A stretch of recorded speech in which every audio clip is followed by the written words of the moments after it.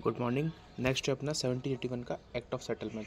इससे पहले अपन देख चुके हैं कि 1773 के अंदर रेगुलेटिंग एक्ट आ चुका था। ब्रिटिश गवर्नमेंट ने ब्रिटिश ईस्ट इंडिया कंपनी के ऊपर रेगुलेशंस लगा दिए थे, उनके कुछ राइट्स को ले लिया था, धीरे धीरे कंट्रोल करने लग गए थे।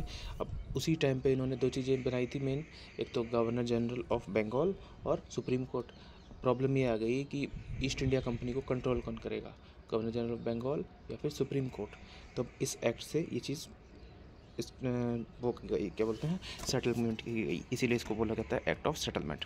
तो बैकग्राउंड क्या था, conflict between executive council and judiciary. Executive council कौन, जो गवर्नर जनरल बंगाल के साथ 4 लोगों की काउंसिल बनी थी ना, उसके साथ ब्रिटिश गवर्नमेंट ने इस्टेब्लिश की टॉशेट कमेटी। टॉशेट कमेटी ने रिपोर्ट दी कि भाई क्या सही है क्या गलत है। ठीक है, governor general of Bengal got law making rights for Orissa Bihar and named them civil right. ठीक है, उसको उसने सिविल राइट का नाम दे दिया। Britishers established first permanent residence colony इन कलकत्ता। इसको फोर्ट विलियम का नाम दिया। फर्स्ट परमानेंट रेजिडेंसी कब बनी है, ये 1781 के एक्ट के बाद बनी है। ओके, अब इसने सुप्रीम कोर्ट की पावर को रिड्यूस कर दिया। ठीक है, अभी मैंने बात की थी ना कि ब्रिटिश ईस्ट इंडिया कंपनी को कंट्रोल कौन करेगा, गवर्नर जनरल बंगाल करेगा या सुप्रीम कोर्ट करेगा। तो उसको कंट्रोल करेगा गवर्नर जनरल ऑफ बंगाल ही। सुप्रीम कोर्ट के जो पावर्स थे उसको थोड़ा कम कर दिया गया।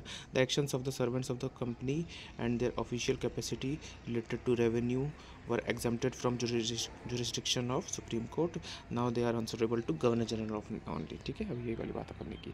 और recognition of the appellate jurisdiction in the governor general council. अब एपिलेट जुरिस्डिक्शन अपन को आपको पता है ना, भले किसी ने अपील ना की हो, सीधा गवर्नर जनरल अपने हिसाब से उसकी अपील करने की राइट्स रखता है, वो उसको अपने हिसाब से हैंडल करने लगेगा।